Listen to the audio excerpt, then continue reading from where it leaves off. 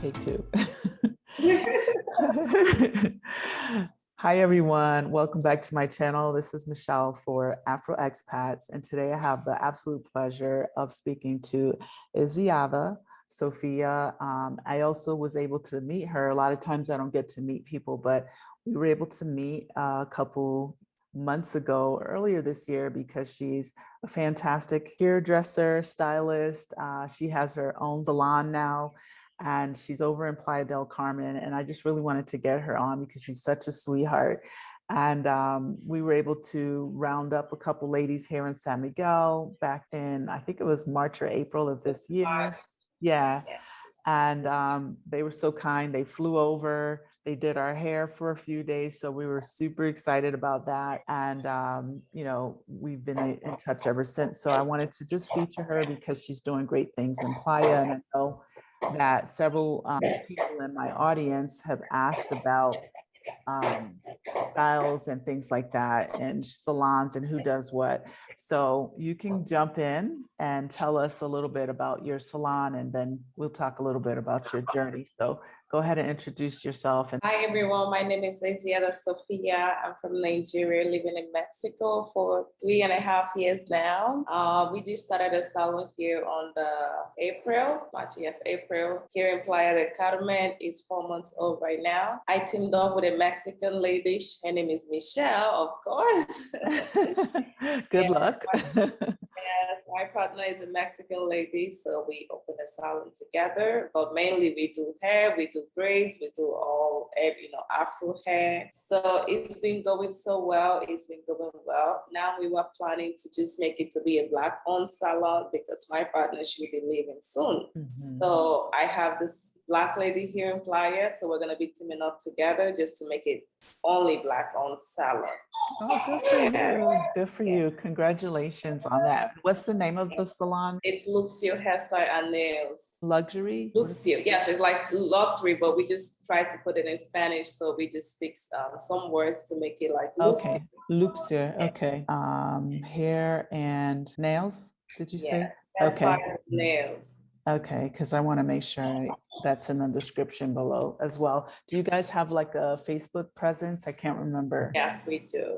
Okay, we'll make sure we share that. So you initially teamed up with someone local, Mexican person. How was that? Like, what were your clients like in this setting? It was great. When we started, we had a lot of clients, mixed Mexicans and then the Black women here in Playa and all over Quintana Roo. Mm-hmm. So it's been great. We do hair, we do waxing, we do eyebrows. So it brought a lot of clientele to us and it's been going great. That's awesome. So is your intention to fully just become like a Black only or Black centric salon, meaning obviously Mexicans can still come, but you're going to be focused on doing like braids and weaves, yeah? Yes. Because we want to know this. That's the focus. We just sort of make it, all the Black hair, just Mexicans, of course, if they want some braids, we do braids for them as well. Mm-hmm. But we just want it to be owned by only Black people. Gotcha. Black. Okay, so you already have a partner or? Yes, I have a lady right now. She's interested. I've been doing her hair for 10 months. So when she found out that I own a salon, she was not happy with me because I didn't come to her. But I'm like, this is an opportunity that came so fast. Mm-hmm. So I had to take it. I had to set up with a lady. But now the lady, she's moving to Mexico City and she told me that she cannot continue anymore because, yes, I'm like, okay, that's fine. Yeah, no, that's awesome. I mean, that's awesome. I absolutely love it and I support it. And obviously I support partnering with locals as well where it makes sense. I think it does benefit us to, build community with local Mexicans, especially if there's a business involved, or at least bringing resources or using local people when you can, where you can. But we know how it is having our hair done, our texture. It's not like being in the Dominican or in Cuba, maybe, where our hair texture is a little bit more familiar. with, you know, the stylists and salons here, for example, where I live, and is the reason why we brought you to San Miguel, because we didn't know anyone else, was, you know, people around here kept telling me, just go to the salon, I'm sure they can do your hair. And I was like, no, I don't think so, because they need certain products, right? We need certain things for braids and you name it. We're all very familiar with this. So in saying that, like, what's it like for you trying to get products and things for our hair, you know, like care, things like that? Do you guys also focus on hair care? Because I know a lot of stylists will do, or salons in general, will do braids and, you know, they can do the styles, but also what about natural hair care? Speak a little bit about the products and that. Yes, we do natural hair care. We do, you know, washing, conditioning. We do, you know, we try to give hair treatment. Like I do the avocado and some egg. And I also do rice water treatment for natural hair, because I know that most people want to keep their hair natural as long as they can. Right. And when they leave it natural, it needs to be maintained.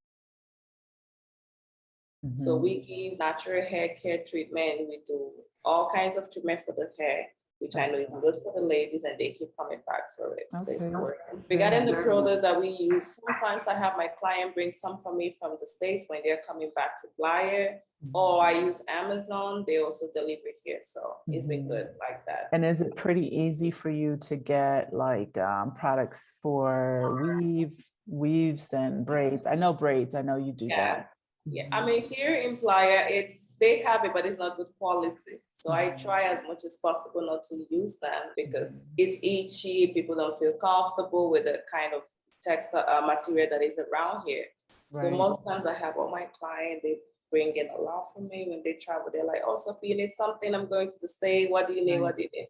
So we've been doing it like that. So speaking of, and you may not know the answer to this, how easy or hard is it to just set up like a chain to have those things distributed or shipped through a company from wherever the heck people get it from in the US? Like, do you know anything about this? Well, it's expensive. I've tried Alibaba to import, you know, I wanted to sell some products here for hair, and yes, I tried Alibaba, but it's very expensive, and then sometimes they get stuck in custom and you have to pay extra money to have them release the products. So I don't do that part. I'm just curious, you know, and I'm thinking about it from like the big picture point of view, because obviously they can get it here if they really want to. You know, if there's a distribution company that's already doing beauty, hair, makeup, things like that, that would be willing to add a line of Black hair products, you know, because I feel that our numbers are growing, even though we're spread out. But let's say, you know, you had a little shop or store or somewhere that you were able to get an abundance. It's very easy to get products to people in Mexico once the product is in Mexico. You know, it's not hard to ship within the country. So just the same channels and the same ways that people are able to get food, you know, there are distribution companies or export companies that are already doing this. Why can't they just check off, you know, the Dark and Lovely products or whatever? I know I'm going way back in naming Dark and Lovely, but I feel like it's familiar. Or any other thing that we use. And I actually spoke to a friend of mine in Miami, because she had a hair salon, and she was sort of talking about how it would be easier for her to ship her product, because she created like a product for our hair type and texture. I believe it's called Naturally Drenched. So she was saying it would be easier for her to ship her products here, but not so easy for her to get other people's products and ship them. Like she doesn't have, you know, the license or permit or right to do that. But I just would think that a company that's already shipping whatever is already on the shelves in the grocery store, like, you know, add some extra things. Like, for example, I see Shea Moisture, that brand, I think that's the name of it, at HEB, right? Because HEB, I think, originated in Texas. So why not just check a few more things off and get stuff here? I wonder if there's a way to, you know, I guess I'm just like brainstorming out loud. No, that is a great idea, because I was speaking with Michelle, my partner, and she told me that if I register to be licensed to be able to import my products to Mexico, that I will not have any problem. The person will check it very fast because then the salon is already registered. We did all the paperwork here, but she told me if I can get a license, it's another process. Oh, okay. Because mostly all the things that we use is, you can get here in Mexico, you can travel around and find one or two things. But then she told me if I want to take it in a bigger level, I can have a license that I can use to import anything from the state without having to pay so much fee and then without having to deal with custom.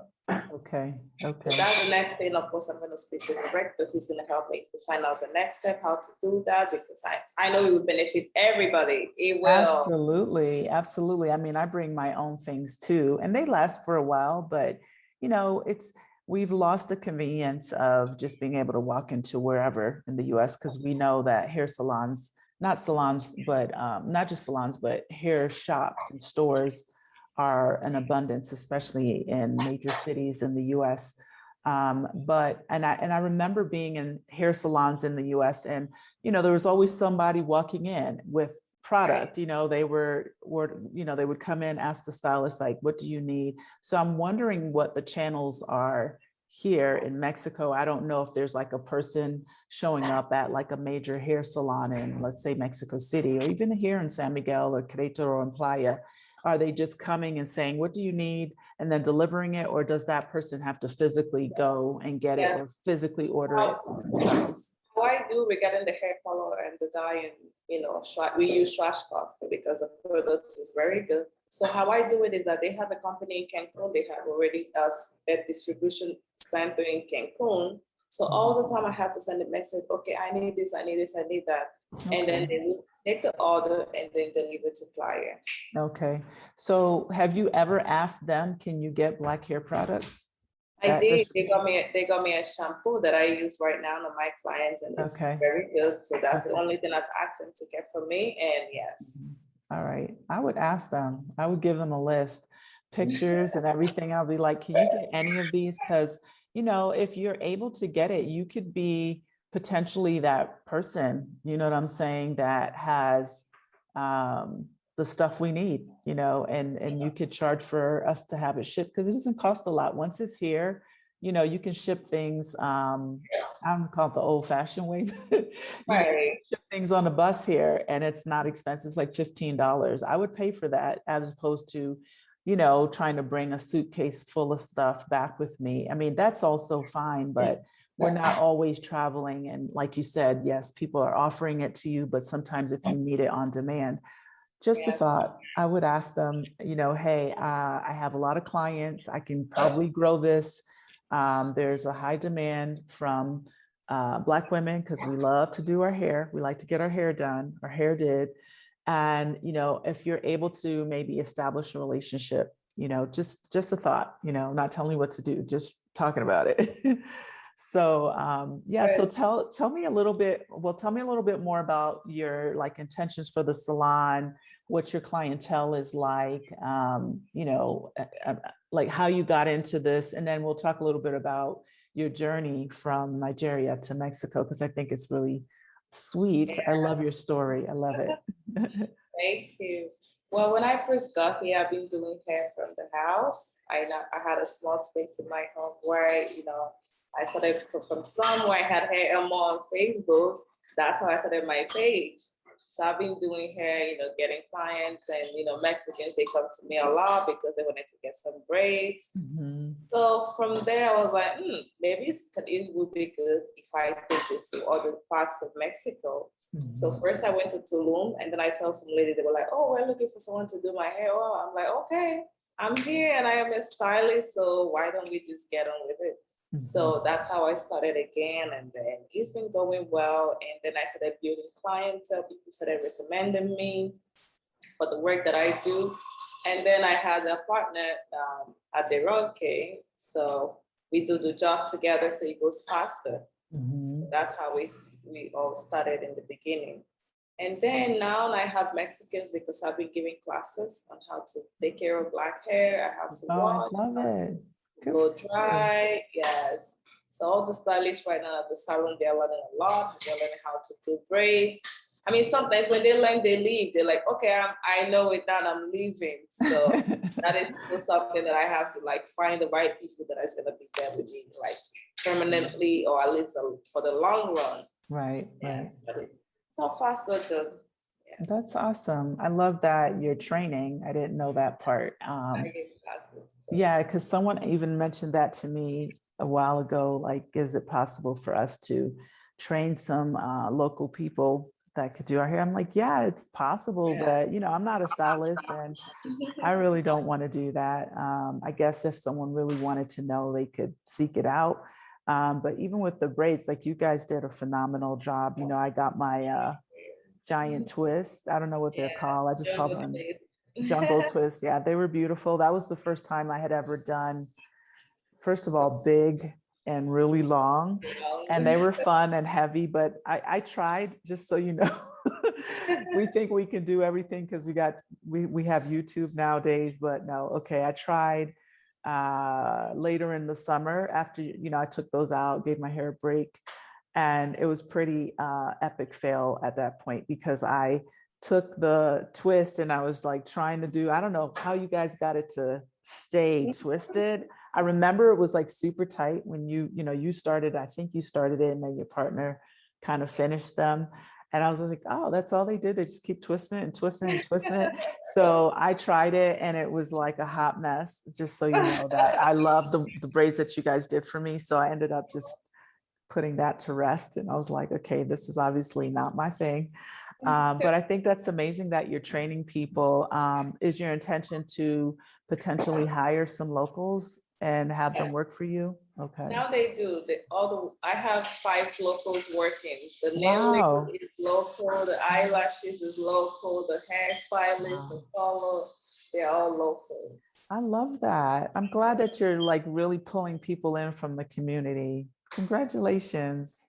That's amazing. I love that.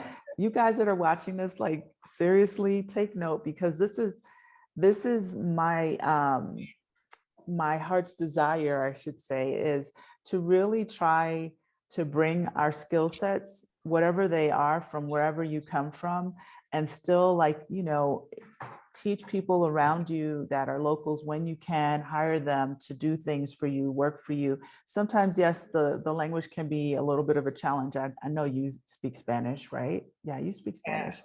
And at the end of the day, my whole point simply is like, we're not just trying to stay in our cluster. Although I created these platforms, it was more about sharing and bringing our Black community together, but also at the same time impressing on people to, integrate and immerse yourself with the local community, because they receive us. And I think we should be open arms receiving, and also hiring them when we can, using their services when we can. And I love that. So thank you for sharing that. And also, because I didn't know that before today. I know that you opened your salon and you and your partner came. So tell me a little bit about your love story. I will never forget it. My Sophia, I'm not leaving my Sophia behind. This is her husband, you guys. So tell me how you guys met, if you want to share, or at least your journey from Nigeria. Yeah. We met 7 years ago. He's into agriculture. He does greenhouses. So he came to Nigeria. He set up 25 hectares of land. The company gave a lot of job opportunities to a lot of Nigerians. A lot of people went to school just to learn how to do the agriculture, but in an upscale level. And that was how we met. We met, like I said, 7 years ago. I was still doing industrial training, because when you finish from university, you have like a year to save your country. I was doing mine back then. So when he walked into the place that I used to work, and we started dating, we started talking, long distance, because he was in a different state. I was in my small little town, Enugu. Yes. I love it. So you guys met there and decided we got married 3 years ago. And then we decided to move to Mexico because it's Mexican. So yeah. And what part of Mexico is he from originally? Mexico City. Okay. So how did you feel? And I know you shared this with me, but since we're talking about it, about, in your family, about moving, because that's a long ways. Right. Uh-huh. I mean, it was difficult because my family, my mom, everybody just focus on the news, what they see on the TV. Oh, all the bad stuff, not the good part. Yeah. But yes, it's been difficult. When I came to Mexico, I knew no word in Spanish. I used to live in Mexico City. Nobody spoke, not even anything in English. Oh, wow. It was difficult. I had to get out of my comfort zone, start learning. So yeah, it was difficult when I first moved. My mom, she was not like the happiest woman that her daughter is moving to a new country. So yeah. Have they been able to visit you or vice no, versa? not yet. She Not was yet. when I had traced them, but she couldn't. Oh, okay. But my brother will be here in November, so. Oh, okay. All right. I know you're excited. I think he's gonna love it. Is that his first visit? Yes, to Mexico, yes. And he's coming from Nigeria. Yes, yes. Oh, okay. I'm sure he's gonna have a good time. He's probably gonna be like, I'm not going back home for a little while. You just have to put the Ritz on. That's what I do when people come to San Miguel and they're like, oh, Mexico. And I'm like, as soon as they arrive, I just have like a itinerary. I'm like, okay, we're gonna go here, we're gonna do this. And then by the time they're heading back home, they're just like, oh my God, I really love it. It's so cool. So you can do the same. So what's it like for you in Playa as opposed to, when you lived in Nigeria? I know it's very different. Well, I think. I love it. I love it. I mean, people has been so welcoming. Everybody has been great here. The community, the people around, it's been amazing. So I have no complaint. I never had any issues with anybody, not even the police. So yes, I love it. Do you feel that it's changed since you've been there? I know that you're probably seeing a lot more Black faces, right? Not really. Not really? No, okay. I think 50-50, so yes. Yes, it has changed a lot because when I first came here, that was 2018, there weren't a lot of Black people when I first came. I mean, there were Black people, but not like right now. Right now, I just walk out of the street and I see, hey, sis. It wasn't like it. So I think the more Black people moving over here, it makes me feel more comfortable, more at home. I have a lot of friends now. When I first got here, I had no friends. Nice. But now I have a lot of friends. I have a lot of people, very genuine people that you share one or two things together with. So I really, really appreciate that people are moving here. And what's it like for you with your little guy? Like as far as, just what's your vibe family wise compared to, where you grew up, support wise, community wise? Do you find it to be very different or similar to when you were living in Nigeria? It's different. It's not similar. I mean, yeah. Yes, it's different. Different. I don't mean in a negative way. I'm more just kind of looking at it from a family perspective for people that would be interested. The little one that I have right now, I honestly, I appreciate it. I love it. But when not everybody shares the same view. Not everybody likes that. Okay, a Mexican man with a Black woman or whatever. Yes. So, but the three of us right here, that's just what I know that I have because, regarding the other part of it, it's just not working. It didn't go great, but well, it is what it is. Love is love, right? As my nanny used to say, you can't help who you love.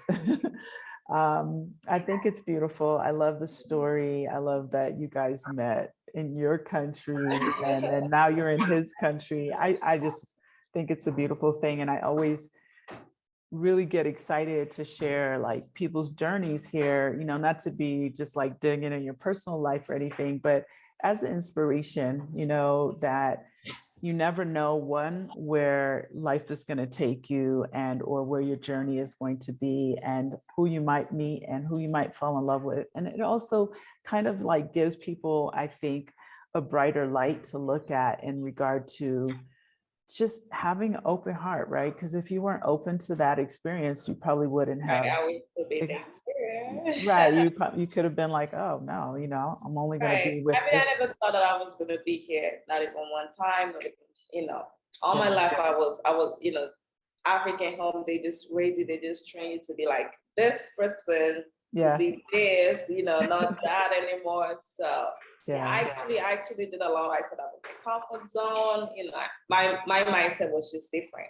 right. It's not just what my family wants me to like, okay, this is that. Mr. Okolo is coming. Maybe you get married to Mr. Okolo. So it definitely wasn't for me because I know what I want. I really, I vision myself in a different way. Mhm. So I think that's why the universe just keep pulling me to those kind of things that I vision, but I never thought I could reach them. Yeah, but it started with your vision. It started with your dream, your inside inner person.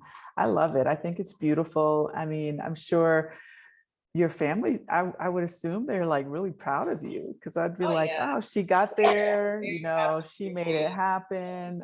We don't have to worry about her. You're living your best life, it seems, at least this beautiful life, and you have your business now and people working. So, like maybe it would not have been all of that. Not to say that you wouldn't have accomplished this in Nigeria, because I'm sure you can. But it's just kind of being open to something and it happened for you. I think that's a beautiful thing. What does your mom think now? I know she was a little, probably has, or Yeah, your I mean, family. all of them have been, like a hustler in the family. So Yeah, she just know that I would definitely find a way. So yeah. when I told her that I was gonna start a salon, she was like, "What?" Because I had a boutique in Nigeria. I Okay. used to sell clothes. I used to have people import clothes for me from Turkey, and I Yeah. sold them in Nigeria. Mhm. So I already had. I'm all about entrepreneurship, Good girl. for you, girl. Good for you. It's been always been in my life, in my blood. So I don't like to be idle, just sitting and waiting for like, okay, you provide for me, you do this for now. Absolutely not. I Yes. grew up so fast.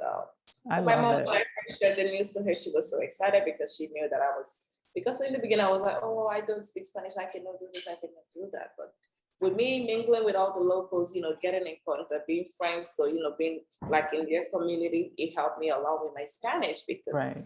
my husband doesn't speak Spanish to me. So I had No. to find a way to learn, get out of my comfort zone and just get in there because if I don't know Spanish, I don't know what I would be doing by now.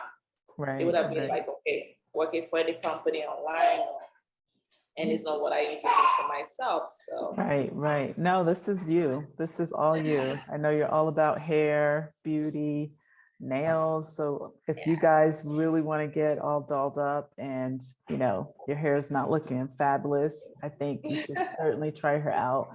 I'm going to make sure that I include all of your details in the description box so people can find you online.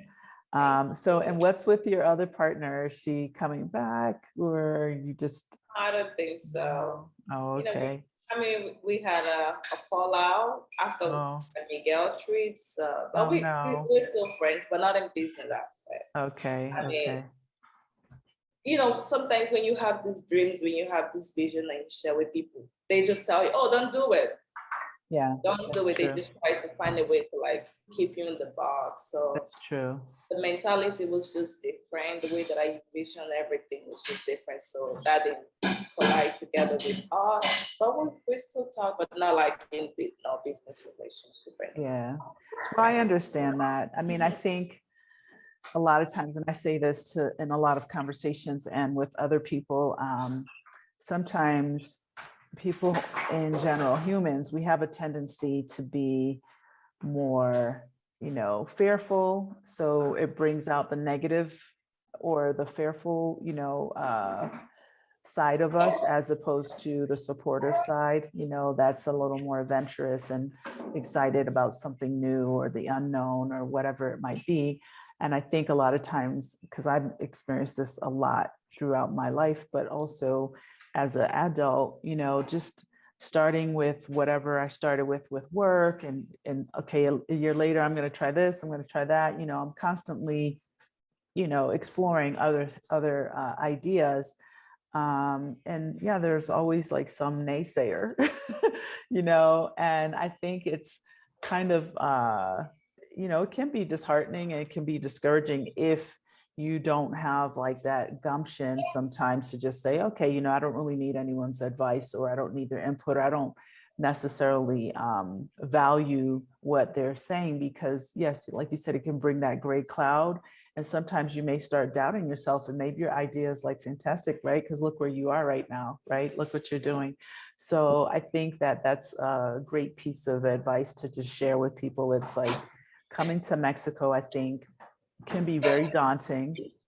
You know, and if you do have a dream about owning or having a business of some sort, I just think people need to follow that as much as they can. I do think it's not necessarily easy to just, you know, it's not like you can just get here, snap your finger and whatever. Like, yes, there's the language.